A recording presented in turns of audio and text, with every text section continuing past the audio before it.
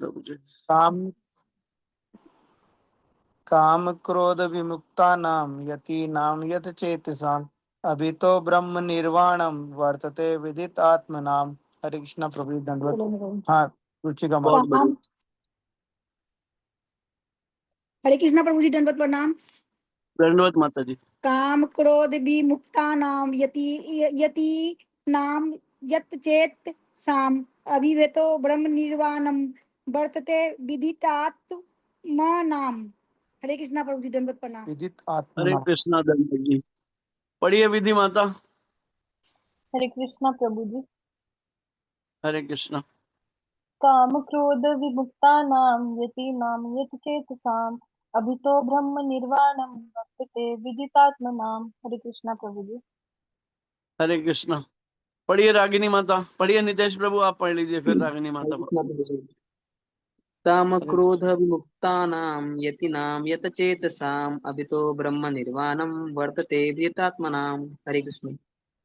हरे कृष्णा। पढ़िए रागिनी हरे माता। हरे कृष्ण प्रभु जी, दंडवत प्रणाम। दंडवत प्रणाम।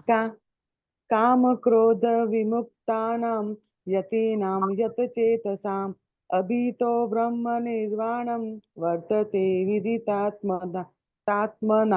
हरे कृष्ण प्रभु जी। हरे कृष्णा जी। हरे कृष्णा। सभी का बहुत बहुत धन्यवाद। बहुत अच्छे से पढ़ा आज आपने। आज जिस व्यक्ति की बात हो रही है यहाँ पर, बताइएगा उसमें से हमारे भीतर कौन है, और उसके हम दर्शन करना चाहेंगे अगर कोई ऐसा है तो। जो क्रोध तथा समस्त भौतिक इच्छाओं से रहित है, जो स्वरूप सिद्ध आत्म संयमी है और संसिद्धि के लिए निरंतर प्रयास करते हैं, उनकी मुक्ति निकट भविष्य में सुनिश्चित है। तात्पर्य अर्चनीय वंदनीय प्रातः स्मरणीय जगत गुरु शील प्रभुपाद जी के द्वारा जगत गुरु शील प्रभुपाद की जाए। जय। मोक्ष के लिए सतत प्रयत्नशील रहने वाले साधु पुरुषों में से जो कृष्ण भावना भावित होता है वह सर्वश्रेष्ठ है। इस तथ्य की पुष्टि भागवतम के चौथे स्कंद के 22वें अध्याय के 39वें श्लोक में इस प्रकार हुई है। यत्पाद पंकज पलाश विलास भक्तया कर्माशयम गरथित मुद्ग्रथयन्ति संत तद्वनम रिक्तमतयो यतयो अपि रुद्ध स्त्रोतो गना स्तमरणम भजवासुदेवम। भक्ति पूर्वक भगवान वासुदेव की पूजा करने का प्रयास तो करो। बड़े से बड़े साधु पुरुष भी इंद्रियों के वेग को उतनी कुशलता से रोक पाने में समर्थ नहीं हो पाते जितना कि वे जो सकाम कर्मों की तीव्र इच्छा को समूल नष्ट करके और भगवान के चरण कमलों की सेवा करके दिव्य आनंद में लीन रहते हैं। यहां उन साधु पुरुषों की बात कही गई है जो एकदम यूं कह लीजिए विरक्त होने का प्रयास कर रहे हैं, लेकिन उनको भी टफ है।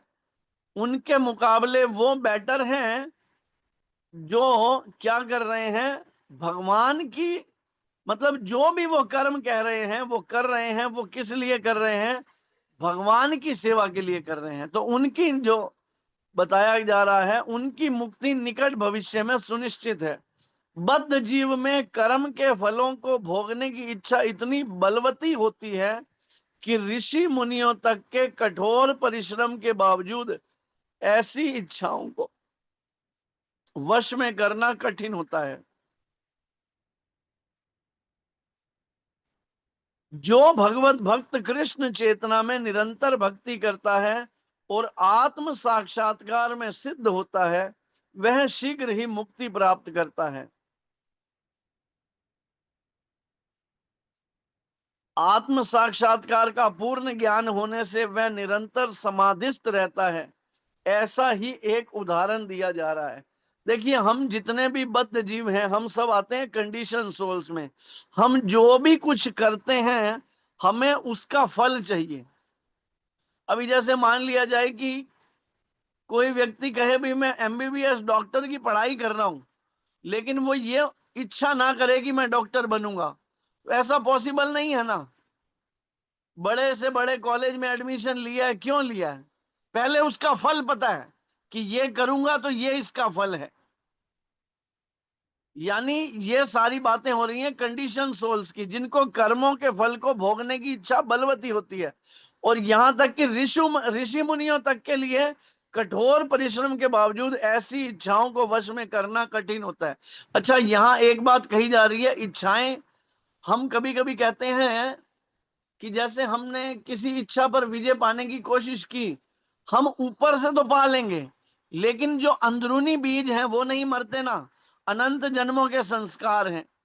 जैसे कभी कभी हम ये सोचते हैं कि मैं भक्ति कर रहा हूं, लेकिन मुझे भक्ति में बदले में कुछ नहीं चाहिए।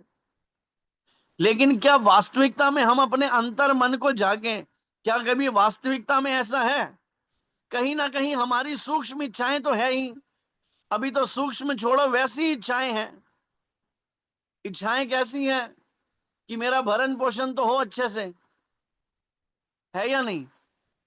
लेकिन जब हम शुद्ध भक्त की बात कर रहे हैं, तो प्रहलाद महाराज की स्थिति क्या थी?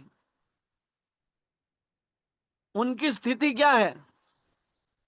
वो ये बात कह रहे हैं कि उनकी इच्छा है, बचाना है बचाएं, मारना है मार दें, दर्शन देना है दें, दर्शन नहीं देना है नहीं दें। चैतन्य महाप्रभु के शिष्टाष्टकम में आखिरी श्लोक आता है, आशिलस्य वा पादरंता पिनष्टु माम मां दर्शन महर्ता करो तुमाम यथा तथा वविद धातु लंपटो मत प्राण नास्तु स एव ना पर। कि हे प्रभु, चाहे आप मुझे दर्शन ना देकर मर्माहत करें, या चाहे दर्शन देकर मेरा गाढ़ आलिंगन करें, यानी आपकी इच्छा है, आप दर्शन दें या ना दें, हर स्थिति में आप मेरे प्राणेश्वर हैं। हर स्थिति में केवल आप ही मेरे ईश्वर हैं। लेकिन हमारी स्थिति ऐसी नहीं है। हम बार बार अगर अपने मन को टटोलें, क्या हमारी ये स्थिति है? नहीं है। अच्छा, फिर व्यक्ति क्या करे? माया कभी कभी ऐसी जड़वती, ऐसी बलवती होती है, तो वो ऐसे प्रपंच लड़ाती है कि इससे तो बेटर है कि क्या है, मटेरियल स्टेज में चले जाओ। अपने दिमाग में हमारे मन को ऐसा घुमाना शुरू कर देगी। लेकिन उससे क्या होगा? उससे हमारी स्थिति और विकट होती चली जाएगी। इसीलिए हमें क्या करना है, जिसे हम इस श्लोक के माध्यम से समझेंगे, जो भगवत भक्त कृष्ण चेतना में निरंतर भक्ति करता है, यानी कि हमारी चेतना हमेशा कृष्ण चेतना होनी चाहिए। अभी देखिए आगे अगले पेज पे कह रहे हैं, मछली, कछुआ और पक्षी केवल दृष्टि, चिंतन तथा स्पर्श से अपनी संतानों का पालन करते हैं, पालते हैं। हे पद्मज, मैं भी उसी तरह करता हूं। मछली अपने बच्चों को केवल देखकर बड़ा करती है, कछुआ केवल चिंतन द्वारा अपने बच्चों को पालता है। कछुआ अपने अंडे स्थल में देता है और स्वयं जल में रहने के कारण निरंतर अंडों का चिंतन करता रहता है। इसी प्रकार भगवत भक्त भगवत धाम से दूर रहकर भी भगवान का चिंतन करके कृष्ण भावनामृत द्वारा उनके धाम पहुंच सकता है। उसे भौतिक कलेशों का अनुभव नहीं होता। यह जीवन अवस्था ब्रह्म निर्माण अर्थात भगवान में निरंतर लीन रहने के कारण भौतिक कष्टों का अभाव कहलाती है। एक चीज को हमें समझना है, जब हम निरंतर भगवान में लीन रहने का प्रयास करेंगे, सारे कर्म कृष्ण के लिए करेंगे, तो उससे क्या होगा? हमें कभी भी भौतिक कष्ट नहीं सताएंगे। ऐसा नहीं है कि जीवन में कष्ट आएंगे नहीं, सताएंगे नहीं। कष्ट तो भक्तों के जीवन में भी आते ही आते हैं। ये हम उदाहरण कैसा ले सकते हैं? पांडवों के जीवन से उदाहरण ले सकते हैं, मीराबाई के जीवन से उदाहरण ले सकते हैं, नरसिंह मेहता जी के जीवन से उदाहरण ले सकते हैं, प्रहलाद महाराज के जीवन से उदाहरण ले सकते हैं, विभीषण जी के जीवन से उदाहरण ले सकते हैं, ध्रुव महाराज के जीवन से उदाहरण दे सकते हैं। सबके जीवन में कष्ट आए, लेकिन उन्होंने क्या किया? उन्होंने हर स्थिति में भगवान को ही अपना आश्रय बनाए रखा, भगवान पर आश्रित हुए। लेकिन हमारी स्थिति क्या है? हम हमारे मन पर आश्रित हैं। यही कारण है कि हमें भौतिक क्लेश और भौतिक जो चीजें हैं वो सताती रहती हैं। आप सभी को समझ में आ रहा है श्लोक? जी प्रभु जी। रिपीट करिए एक बार, आपने क्या बोला? भौतिक क्लेश हमें क्यों सताते हैं? भौतिक क्लेश हमें क्यों सताते हैं? उसका कारण है हमारा पूर्ण रूप से भगवान पर निर्भर ना होकर अपने मन पर निर्भर होना। जैसे गुरु महाराज जी उदाहरण देते हैं, एक छोटा सा बच्चा जब वो पूर्ण रूप से अपनी मां पर आश्रित है, पूर्ण रूप से, तो उसे किसी चीज की चिंता रहेगी? नहीं प्रभु।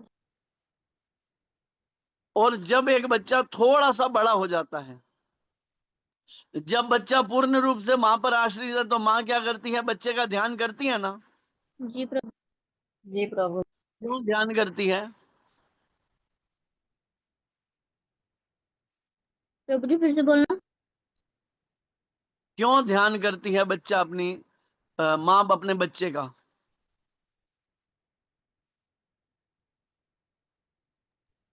हरे कृष्णा प्रभु क्योंकि जी। प्रभु जी वो अपनी माँ पे आश्रित है। क्योंकि वो पूर्ण रूप से अपनी मां पर आश्रित है। लेकिन जैसे ही बच्चा थोड़ा सा बड़ा हो जाता है, अभी बच्चा हो गया 6 साल का, उदाहरण के तौर पर, अब मां को पता है कि ये अपनी मर्जी से हिल डुल सकता है, अपनी मर्जी से सब कुछ कर सकता है, तो मां क्या करती है? थोड़ी सी उसके प्रति लापरवाह हो जाती है। और जब बच्चा थोड़ा और बड़ा हो गया, 12-15 साल का, अब मां कहती है ये खुद संभाल लेगा, छोड़ देती है उसको। छोड़ देती है इन द सेंस कि मतलब उसको उसके हाल पे छोड़ देती है कि ये भूखा है, कोई बात नहीं, अपने आप खा लेगा, बड़ा हो गया है। तो यहाँ एक भक्त की तुलना की जा रही है छोटे बच्चे से, शिशु से, जो पूर्ण रूप से अपनी मां पर आश्रित है। और अभक्त की तुलना की जा रही है हमारे जैसों से, जो अपने मन पर आश्रित है। तो हम अपने मन पे आश्रित हैं, तो फिर ठीक है ना, भगवान भी कहते हैं ठीक है। यही कारण है कि चिंता होती है। अगर कोई पूर्ण रूप से मां पर आश्रित होगा तो चिंता मां करेगी ना। लेकिन हम क्या हैं? हम अपने मन पर आश्रित हैं, तो ठाकुर जी कहते हैं कोई बात नहीं। यही कारण है कि हमारी चिंताएं खत्म नहीं होती। और ये लास्ट लाइन क्या है? यह जीवन अवस्था ब्रह्म निर्माण अर्थात भगवान में निरंतर लीन रहने के कारण भौतिक कष्टों का अभाव कहलाती है। श्लोक क्रमांक 27 और 28।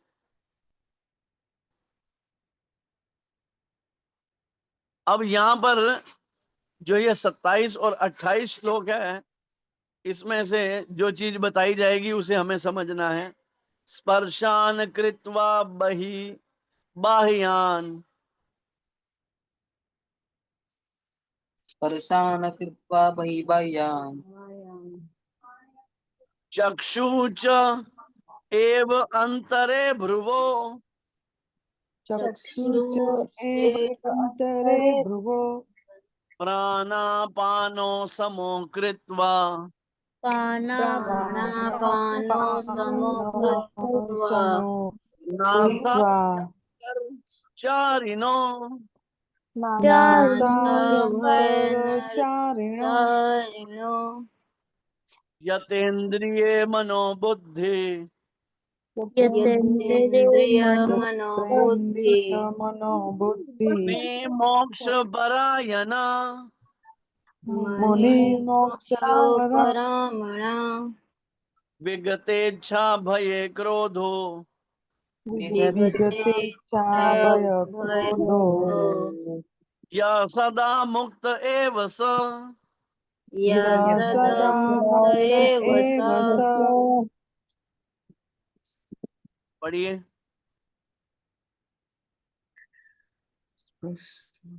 पढ़ो विधि माता। हरे कृष्णा प्रभु जी। स्पर्शान् कृत्वा बहिर्बाह्य चक्षु च एव अन्तरे भ्रुवो प्राणापानो समो कृत्वा नासाभ्यन्तचारिणो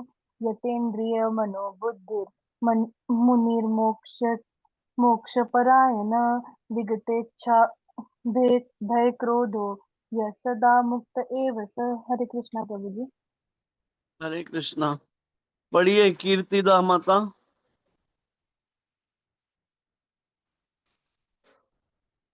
हरे कृष्ण प्रभु जी, दंडवत प्रणाम। दंडवत माता जी।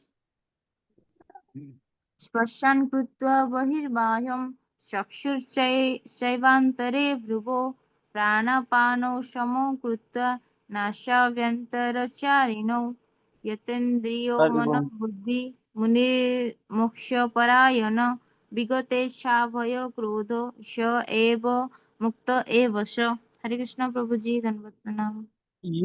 या सदा मुक्त एव स। जी तो आज कीर्तिदा माता ज्वाइन हुई हैं, तो कीर्तिदा माता जी की नहीं अभी प्रभु रिसेंटली, जी, मैं अरे करीना। बात तो सुनो, कीर्तिदा माता की अभी रिसेंटली वृंदावन में दीक्षा हुई है। ये करीना माता जी हैं उड़ीसा से। आप वही हो ना? जी जी प्रभु जी। हाँ, तो आप कह रहे हो नहीं, मतलब आपको लग रहा था हमने पहचाना नहीं, नाम बदल गया तो। हाँ हाँ, मुझे वैसे ही लगा। नहीं नहीं, तो मैं सबको बता रहा था कि माता जी की अभी वृंदावन में दीक्षा हुई है, तो माता जी अभी अभी निष्पाप हुई हैं। ठीक है, तो एक बार सभी महामंत्र बोल के इनका स्वागत करेंगे। सभी मिलकर महामंत्र बोलिए, हरे कृष्णा हरे कृष्णा कृष्णा कृष्णा कृष्णा हरे कृष्णा हरे, हरे हरे हरे हरे राम राम हरे राम राम राम राम राम राम हरे हरे। राम हरे हरे। धन्यवाद हरे आप सभी कृष्णा, का। हाँ, धन्यवाद। हाँ पढ़िए रुचिका माता जी। स्मरन् कीर्त्वा बहि ब्राह्मण चक्षु से भ्रांतरे भुवो प्राणो समो कीर्त्वा नासाम्भे चरण चारिणो यतेन्द्रिय मनोबुद्धि मुनि निर्मोपरायण विगतेच्छा भय क्रोधो यह सदा मुक्त एव स। हरे कृष्णा। पढ़िए नितेश प्रभु। हरे कृष्ण प्रभु जी। स्पर्शान् कृत्वा बाह्यान् चक्षुश्च एव अन्तरे भ्रो प्राणापानो समो कृत्वा नासाभ्यन्तरचारिणो यतेन्द्रिय मनोर्बुद्धि मुनिर्मोक्षपरायणाः विगतेच्छ भयक्रोधो यः सदा मुक्त एव सः। हरे कृष्ण। हरे कृष्णा। पढ़िए रागिनी माता। हरे कृष्ण प्रभु जी, दंडवत प्रणाम। दंडवत जी। स्पर्शान् कृत्वा बहिर्बाह्यान् चक्षु च एवम् अन्तरे भ्रुवो प्राण अपानि समो कृत्वा नासस् अभ्यन्तरचारिणो यत इन्द्रियमानबुद्धि मुनिमोक्षपरायण वि- विगत इच्छा भय क्रोध य सदा मुक्त एवं स। हरे कृष्ण प्रभु जी। हरे कृष्णा। समस्त इंद्रिय विषयों को बाहर करके दृष्टि को भौहों के मध्य में केंद्रित करके प्राण तथा अपान वायु को नथुनों के भीतर रोककर और इस तरह मन इंद्रियों तथा बुद्धि को वश में करके जो मोक्ष को लक्ष्य बनाता है, वह योगी इच्छा भय तथा क्रोध से रहित हो जाता है। जो निरंतर इस अवस्था में रहता है वह अवश्य ही मुक्त है। यहां पर बात हो रही है योग की। कैसा योग, ये हम इस श्लोक में पढ़ेंगे कि योगा अभ्यास के द्वारा। लेकिन इसी अध्याय के अंत में या अगले अध्याय की स्टार्टिंग में भगवान बताएंगे ये सब योग जो हैं वो अब इस युग के लिए सही नहीं है। इस युग में सबसे बेटर ऑप्शन क्या है? कृष्ण भावना से भावित होना। तात्पर्य, कृष्ण भावनामृत में रत होने पर मनुष्य तुरंत ही अपने आध्यात्मिक स्वरूप को जान लेता है। अभी देखिए, हमारा आध्यात्मिक स्वरूप है, जीवेर स्वरूप है कृष्णेर नित्य दास, लेकिन हम केवल इसे अभी शब्दों के द्वारा समझे हैं, वास्तविक रूप में नहीं समझे। क्या हम हृदय से खुद को कृष्ण का दास मान रहे हैं? क्या हम जो कार्य कर रहे हैं केवल और केवल कृष्ण की प्रसन्नता के लिए कर रहे हैं? क्या हम इंद्रिय तृप्ति के लिए कुछ नहीं कर रहे? हम नहीं प्रभु प्रायः जी। हर चीज क्या कर रहे हैं? खुद की इंद्रिय तृप्ति के लिए ही कर रहे हैं। यहां तक कि भक्ति भी इंद्रिय तृप्ति के लिए कर रहे हैं।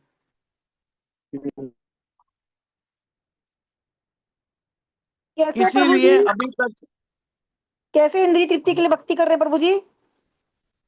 भक्ति करने से हम क्या चाह रहे हैं? भक्ति से भी हम ये चाह रहे हैं ना, मेरा मन शांत हो, ठीक है, मेरे मन के अनुसार सेवा हो, जैसा मैं चाहूं। जबकि भक्ति का मतलब क्या है? भक्ति का मतलब है कृष्ण को तुष्ट करना, खुद को तुष्ट करना नहीं। भक्ति का मतलब है कृष्ण को संतुष्ट करना। ये बहुत उच्च कोटि की अवस्थाएं हैं, हम इन्हें कैसे समझ सकते हैं? जैसे देखिए, अभी एक प्राय स्थिति क्या है, अभी हमारी एक आदत है लोगों के अंदर दोष देखने की, है या नहीं है?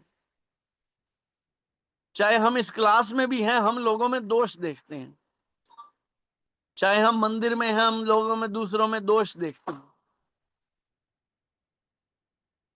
लेकिन आप एक चीज को समझिए, 12वें स्कंद में श्रील शुकदेव गोस्वामी परीक्षित महाराज को कहते हैं, कलो दोषे निधि राजन। कलयुग जो है वो दोषों की निधि है, यानी दोषों का समुद्र है। अच्छा एक बात बताओ, समुद्र में अगर हम जाएंगे तो हमें पानी ही दिखेगा ना? तो कलयुग में तो है ही दोष। तो हम अगर दूसरे में कुछ दोष देख रहे हैं तो हमने कोई विशेष तीर मार लिया? नहीं प्रभु जी। समुद्र में रह के पानी देख रहे हैं, सब में तो दोष ही हैं।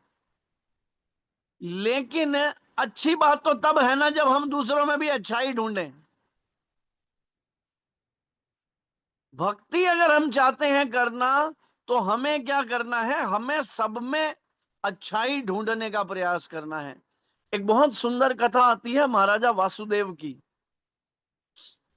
ये एक ऐसे राजा थे जिन्होंने, जब देवताओं और असुरों का युद्ध हुआ तो उन्होंने उनमें क्या किया? देवताओं का साथ दिया। और देवराज इंद्र क्या थे? हमेशा जो थे ना, इनकी बड़ी वो करते थे, प्रशंसा करते थे। अभी देखिए, ईर्ष्यालु स्वभाव तो हर जगह का होता है, देवताओं में भी ईर्ष्यालु स्वभाव होता है। तो देवताओं को चिढ़ ये आने लग गई कि हम स्वर्ग के रहने वाले देवता, मनुष्यों से हमारी कितनी उच्चतर अवस्था है, और देवराज इंद्र को जब देखो महाराजा वासुदेव के गुण गाता रहता है, ऐसा भी क्या है? तो उन्होंने क्या किया? देवराज इंद्र इनकी बात को भांप गए। तो उन्होंने क्या किया? देवराज इंद्र ने एक बार महाराजा वासुदेव को,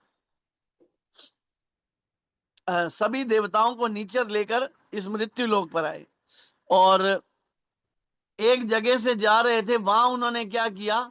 एक ना एकदम सड़ा हुआ कुत्ता होता है ना, बिल्कुल, मान लो आपने कभी देखा है, कभी कोई जानवर मर गया और फिर वो फूल जाता है, उसमें से बड़ी स्मेल आ रही होती है, मतलब आपको निकलना भी हो तो ऐसे नाक बंद करके निकलना पड़े। बिल्कुल जी। तो सभी देवता वहां से जा रहे थे, देवराज इंद्र भी साथ में थे और महाराजा वसुदेव भी थे। तो क्या हुआ? सबने अपनी नाक बंद कर ली, लेकिन महाराजा वासुदेव ने क्या कहा? देखो इसके दांत कितने सुंदर हैं, क्योंकि उस स्थिति में भी उसके दांत एकदम वाइट चमक रहे थे। तो जब देवराज इंद्र ने कहा, देखो आप सबको यहाँ केवल और केवल क्या दिख रहा था, गंदगी दिख रही थी, आपने नाक बंद कर लिया, लेकिन इनको क्या है, वहां भी अच्छाई दिखी। तो हमें क्या करना है, अपने अंदर ये अच्छाई विकसित करनी है। और ये कैसे होगी, जब हम कृष्ण भावनामृत में रत हो जाएंगे और अपने वास्तविक स्वरूप को समझ जाएंगे कि हम तो भगवान के नित्य दास हैं, और दास कभी भी स्वामी से कंप्लेन नहीं करता।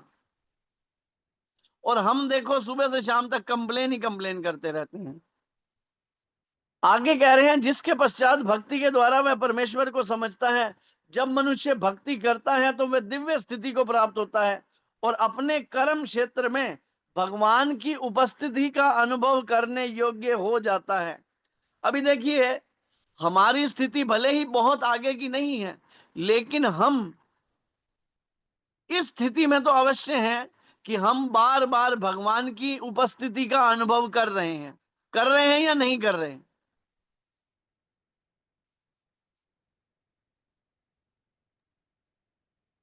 हरि बोल, कर रहे हैं या नहीं कर रहे? जी कर रहे कर प्रभु रहे जी। प्रभु कर जी। रहे प्रभु। तो धीरे धीरे हम ये कह सकते हैं कि हम प्रोसेस में हैं। भले ही हम पूर्ण रूप से कृष्ण भावना से भावित नहीं हुए, लेकिन हम प्रयास कर रहे हैं, हम तपस्या कर रहे हैं, हम अपने हृदय को शुद्ध करने का प्रयास कर रहे हैं, नाम जप कर रहे हैं, नियमों का पालन कर रहे हैं।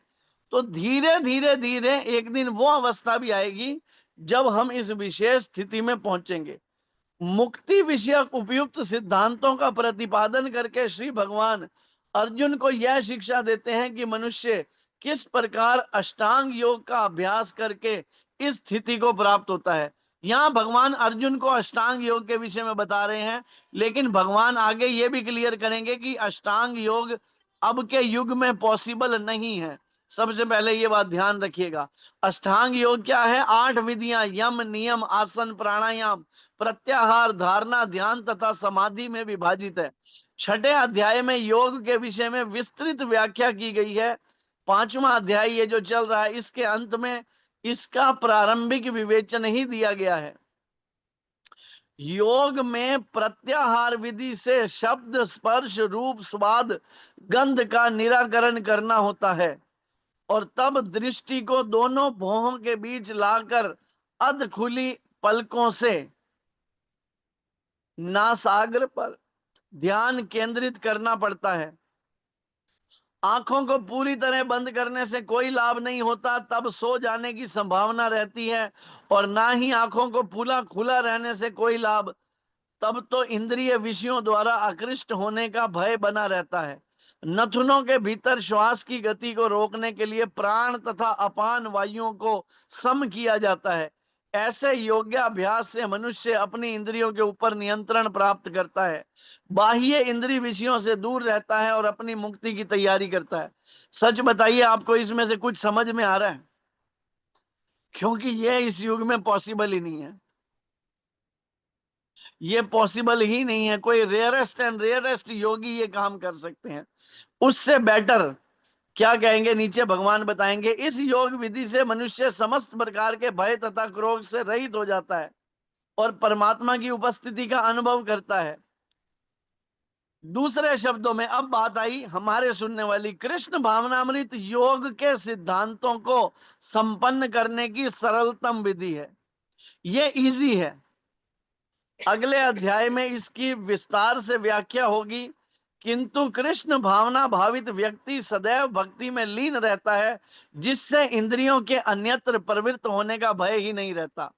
जब हम अपनी सारी सेंसेस को भगवान की सेवा में रखेंगे तो वो भटकेंगी कैसे?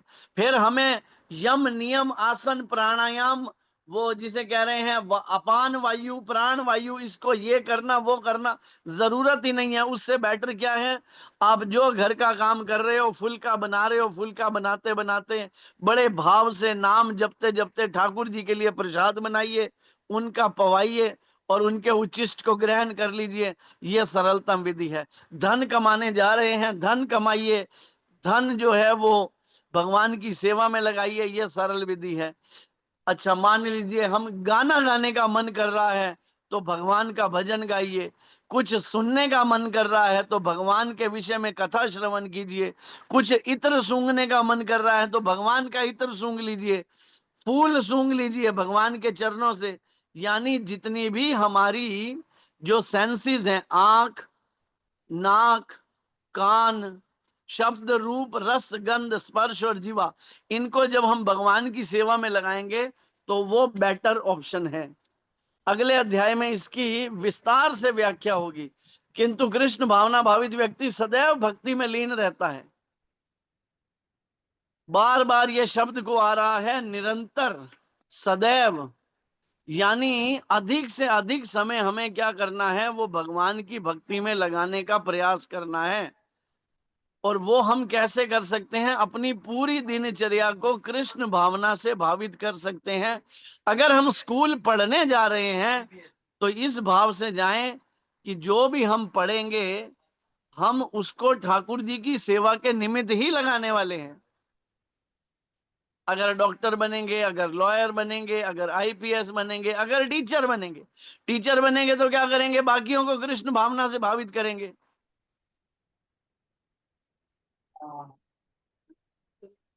अष्टांग की अपेक्षा इंद्रियों को वश में करने की यह अधिक उत्तम विधि है। और आप देखिए प्रैक्टिकल भी यही उत्तम विधि है। ठीक है। जगत गुरु शील प्रभुपाद की जय, श्री गुरु महाराज की जय, अनंत कोटि जय वैष्णव वृंद की जय, जय पिताए गौर प्रेमानंदे, हरि हरि बोल। हरि हरि बोल। तो हमें इस चीज का विशेष ध्यान रखना है कि जो कर्म करें, जो भी कर्म करें दिन भर में, वो भगवान के निमित्त करें। भगवान के निमित्त कैसे करेंगे वो आप सबको पता है, हम दूसरे अध्याय से समझते हुए आ रहे हैं। और एक और बहुत सरल तरीका है ये जानने का कि क्या मैंने जो कर्म किया है वो भगवान के निमित्त है या नहीं। मान लीजिए हमारे को ना कभी कभी ना बड़ी बुरी आदतें लग जाती हैं। कैसी बुरी आदतें लग जाती हैं? हम खुद का बखान ज्यादा करने लग जाते हैं, करते कम है दिखाते ज्यादा हैं। दूसरी हमारे अंदर बुरी आदत क्या है? हम लोगों में दोष ढूंढने लग जाते हैं, निंदा चुगली करने लग जाते हैं। अच्छा किसी को कहो ना तो फिर बंदा पता क्या कहता है कि मैं निंदा थोड़ी कर रहा था, वो तो है ही वैसा। अरे वैसा है तो उसके मुंह पे बोल दो, फिर वो निंदा नहीं है। अभी मान लो कोई मेरे को आगे मेरे मुंह पे बोले, जो भी उसको बोलना है तो वो निंदा नहीं है, वो सही है या गलत है, कम से कम वो फेस टू फेस तो बोल रहा है। और अगर वो पीछे से आगे बोल रहा है पता आपको ऐसे हैं, पता आपको वैसे हैं, तो इसका मतलब वो निंदा है। और निंदा करने से होता क्या है? सबसे बुरी बात क्या होती है निंदा करने से? हमारे जितने भी पुण्य होते हैं वो सामने वाले के पास चले जाते हैं जिसकी हम निंदा कर रहे हैं। हमारी अच्छी आदतें उसमें आ जाती हैं और उसकी बुरी आदतें हमारे अंदर आ जाती हैं। ये बात शुरू शुरू में जब मैं भक्ति मार्ग में ज्वाइन हुआ तो गुरु महाराज कई बार कहते थे, मुझे समझ नहीं आती थी उस समय। आज भी वही कमियां हैं, कोई बहुत ज्यादा सुधार नहीं हुआ, निकम्मा ही हूं। लेकिन फिर भी पहले के मुकाबले हम कह सकते हैं स्थिति क्या होती थी। जब हम मंगला में जाते थे ना तो हम कहते थे देखो ये तो आते नहीं है, ये तो आते नहीं है, ये तो आते नहीं है। उनको देख देख के अच्छा वो नहीं आते थे, हमारी भी छुट्टियां होने लग गई। तो आज मुझे महसूस होता है कि अरे अगर कोई नहीं जा रहा तो उसका नुकसान है, मेरा क्या ले रहा है। और अगर मैं जा रहा हूं तो मेरा फायदा है या नहीं। हमें क्या करना है? हमें इस चीज का ध्यान देना है। हरे कृष्णा। आप में से अगर किसी का आज के 2 श्लोकों में से कोई प्रश्न हो तो आप पूछ सकते हैं। 3 श्लोक हुए हैं आज।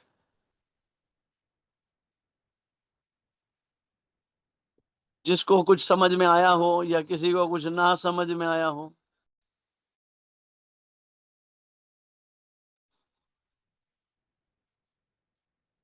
लगता है सब समझ में आ गया है। इंटेलिजेंट बच्चे हैं। एक बार सभी बच्चों के लिए मिलकर हरे कृष्ण महामंत्र बोलते हैं। हरे कृष्णा कृष्णा कृष्णा हरे हरे, हरे राम राम राम। ठीक है, तो आज का सेशन फिर हम विराम दें। जी प्रभु जी। जय प्रभु ठीक है, बोलिए। वांछा कल्पतरुभ्यश्च कृपा सिंधु कृपा भय सिंधु भैदेव च पतितानां पावनेभ्यो वैष्णवेभ्यो नमो नमः।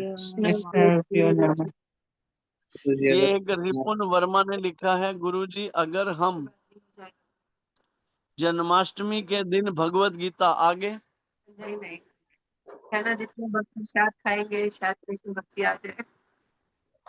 आगे बोलो बेटा रिपुन, ये तो अधूरा सेंटेंस है, बाकी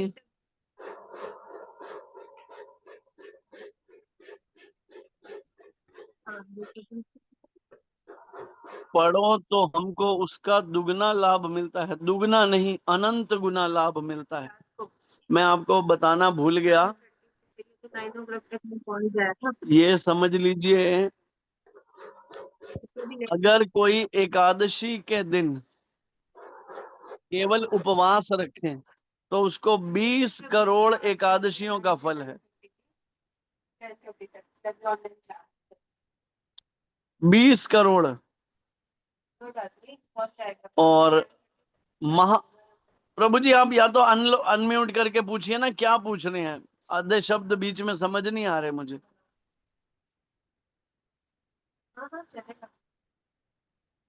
कैसे पहुंचते जाएंगे ना आपने मतलब हरे कृष्णा प्रभु जी। हरे कृष्णा। प्रभु जी वो कह रहे हैं ना कि जैसे भागवत गीता पढ़ने पे उसका उतना लाभ मिलता है, तो महामंत्र करेंगे तो उसका भी उतना ही लाभ मिलेगा, ऐसा उनका हाँ बिल्कुल। देखिए जन्माष्टमी का दिन है क्या? जन्माष्टमी का दिन है ठाकुर जी प्रकट होने वाले हैं, और ठाकुर जी को अगर हम चाहते हैं प्रसन्न करें, तो प्रसन्न करने के लिए हमें क्या करना है? उस दिन अधिक से अधिक भगवान का नाम लेना है। सबसे पहले तो मैं आपको बता दूं, जन्माष्टमी के दिन हमें व्रत कैसे करना है, उपवास कैसे करना है। देखिए आप में से जो कोई भी, सबसे बेस्ट है निर्जल उपवास। हमें जन्माष्टमी के दिन निर्जल उपवास रखना चाहिए। आप में से जो भी चाहे वो निर्जल उपवास करें। अगर किसी की हेल्थ अलाउ नहीं करते तो वो सजल या सफल कर ले। सजल का मतलब जल पी के, और सफल का मतलब फल खा के। नहीं तो जन्माष्टमी के दिन निर्जल उपवास करना चाहिए। 20 करोड़ एकादशियों का फल और 100 जन्मों के पाप पूर्ण रूप से नष्ट हो जाते हैं अगर कोई एकादशी का बड़े प्रेम पूर्वक, जन्माष्टमी का बड़े प्रेम पूर्वक व्रत करता है तो। ठीक है, मॉर्निंग में 4 बजे में आप, जिसको निर्जल उपवास करना है और उसे लगता है कि मेरे के लिए थोड़ा टफ है, वैसे तो कुछ टफ है नहीं। मैं आपको बताऊं, निर्जला एकादशी भी हम करते हैं गुरु कृपा से, और जिसमें अगले दिन सुबह पारण करना होता है, इसमें तो आपको रात को 12 बजे आप खा पी सकते हो। ठीक है, भगवान के चरणामृत को पी लो और उसके बाद फलाहार प्रसाद खा लो, कोई दिक्कत नहीं है अभिषेक के बाद। तो हमें क्या करना है? मॉर्निंग में 4 बजे आप 2-3 गिलास पानी पी लीजिए, नींबू पानी पी लीजिए, सादा पानी पी लीजिए, या फिर वो ORS का घोल पी लीजिए जिससे बॉडी में फ्लूइड की कमी ना हो। ठीक है, उसके बाद जितना हो सके अधिक से अधिक हरि नाम कीजिए, भगवत गीता पढ़िए, भागवतम पढ़िए, अधिक से अधिक हरि नाम कीजिए। और मंदिर अगर आपके आसपास है तो वहां जाकर सेवा कीजिए, क्योंकि कृष्ण जन्माष्टमी के दिन मंदिर में भगवान की डेकोरेशन होती है, भगवान की बहुत सुंदर श्रृंगार होता है। विशेषकर इस्कॉन मंदिरों में तो भगवान को उस दिन इतना सुंदर सजाया जाता है, इतना सुंदर सजाया जाता है कि भगवान को देखते ही रह जाए जीव। तो हमें ये प्रयास करना चाहिए। ठीक प्रभु है, जी हमें जन्माष्टमी का हमें निर्जल व्रत करते हैं तो कितने बजे तक, रात को या सुबह निर्जल व्रत खोलना है? 12 बजे। 12 बजे जैसे ही भगवान का अभिषेक होगा उसके बाद आप व्रत खोल सकते हैं। जी लेकिन प्रभु जी। उसके बाद भी अन्न नहीं खाना, फलाहार ही लेना है, जी जी प्रभु जी। उपवास वाला ही खाना है। क्योंकि अगले दिन 12 बजे प्रभुपाद जी का प्राकट्य दिवस होता है, तो 12 बजे के बाद अन्न खाना होता है अगले दिन। जी जी प्रभु जी। लेकिन फलाहार ले सकते हैं, रात को 12 बजे तक निर्जल रखिए।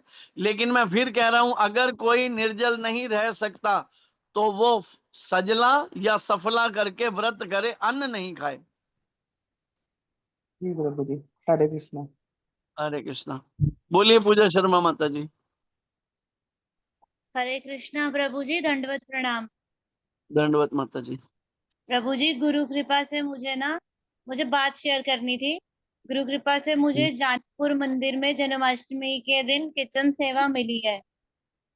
ओके, हरि बोल। बहुत अच्छा, बहुत बहुत प्रसन्नता बढ़िया, हो बहुत रही है कि बढ़िया। ठाकुर जी की अहेतु की कितनी कृपा है मुजादम के ऊपर प्रभु जी। हम सब पर है, हम सब पर है। जी आप पर भी है, आपके माध्यम से आपके बच्चों पर भी आ रही है प्रभु जी, या ये नहीं? प्रभु जी मेरे को निमित्त बनाया ठाकुर जी ने। अगर मेरे द्वारा कोई इनकी सेवा हो जाए तो मैं समझूंगी कि मैंने कुछ जीवन में कुछ सार्थक किया जीवन प्रभु जी। सबको भगवान किसी ना किसी रूप में निमित्त ही बनाते हैं। देखिए, हम कुछ कर सकते हैं? बताइए, नहीं कर हमारे सकते। अंदर कोई योग्यता है? योग्यता विचारू किछु नहीं पाई, तोमार करुणा सार। केवल उनकी कृपा ही है जो हम कुछ कर पा रहे हैं, छोटा मोटा टूटी फूटी भक्ति। और कोई निमित्त बन रहा है तो ये भगवान की हेतु की कृपा ही है। जिसको ये लगता हो कि भाई मैं कुछ कर रहा हूँ, कहानी बिगड़नी शुरू हो जाती है। जी प्रभु जी। अहंकार अहंकार पुरुष स्वरूपा है और भक्ति स्त्री स्वरूपा है। जैसे ही जी किसी के अंदर अहंकार आता है, अहंकार रूपी पुरुष बाहर आता है, भक्ति रूपी जो स्त्री है वो अपने ऊपर घूंघट ओढ़ लेती है, भक्ति खत्म हो जाती है। और हमें लगेगा हम भक्ति कर रहे हैं, लेकिन वास्तव में हम भक्ति नहीं कर रहे होते हैं। काहे सब तुमको मार जी प्रभु जी, एक चीज और आपसे बात करनी तुम थी फ्री आज के बाद में कि जैसे इसमें तो देंगे तू। एक मिनट माता जी, मैं ना एक बार किसी को थोड़ा अनम्यूट कर लूं।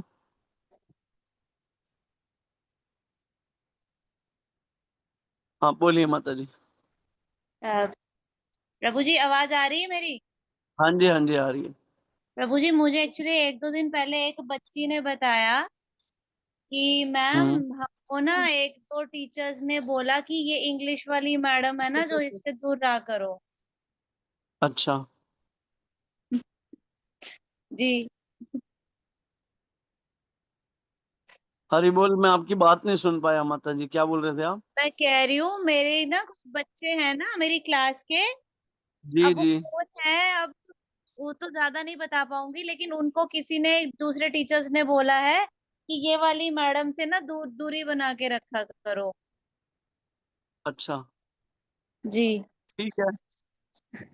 जैसी जिसकी समझ, जैसी जिसकी सोच, जी क्या कह सकते हैं। कुछ अच्छा, नहीं कह हमें क्या सकते। करना चाहिए ऐसी स्थिति में? पता है क्या करना चाहिए? भगवान जी से कहना चाहिए, हे प्रभु उनको सद्बुद्धि दो। जी प्रभु जी। हरिदास ठाकुर को ना बीच बाजार में 22 बाजारों में कोड़े पड़ रहे हैं, और जी सारे उनको ना कोड़े मार रहे हैं। और वो पता है क्या कह रहे हैं? हम तो कहते हैं ना ये करो वो करो, और वो कह रहे जी हैं, हे प्रभु ये नहीं जानते कि ये क्या कर रहे हैं, जी इनको क्षमा करना, इनको सद्बुद्धि देना। ये होता है एक साधक का स्वभाव, ये होता है भक्त का स्वभाव। जी। तो वो बच्चा ठीक आगे है, से बोलता है, मैं तो जाऊंगी, मैं तो जाऊंगी, मेरे को जहाँ पे मैंने अच्छा बोला ना लगेगा मैं कि तो जाऊंगी। हमें हमें इस स्थिति में क्या करना चाहिए? बस भगवान से प्रार्थना ही करनी चाहिए। और जी ये भी देखना चाहिए कि कभी कभी ऐसे, देखिए मैंने बोला ना, भक्ति मार्ग में भी ईर्ष्यालु तरह के लोग आते हैं, माया अपनी प्रपंच लड़ाती है। लेकिन हमें क्या जी करना चाहिए? हृदय से प्रार्थना करनी चाहिए, हे प्रभु। क्योंकि हैं तो वो भी कहीं ना कहीं भगवान के अंश, तो हम सब हैं ही। तो इसलिए जी हमें प्रभु हृदय से प्रार्थना करनी चाहिए। जी जी जी प्रभु जी। ठीक है। हाँ जी। जी धन्यवाद प्रभु जी। हाँ जी, हरे कृष्णा। तो हम सेशन को विराम देते हैं। वांछा कल्पतरुभ्यश्च कृपा सिंधु एव च पतितानां पावनेभ्यो वैष्णवेभ्यो नमो नमः। वैष्णव ठाकुर जगत गुरु शील प्रभुपाद की जय। अनंत कोटि वैष्णव वृंद की जय। नामाचार्य श्री हरिदास ठाकुर की जय। वैष्णव ठाकुर श्री गुरु महाराज की जय। हरे कृष्णा। जय जय हरे हरे कृष्णा कृष्ण। हरे कृष्णा।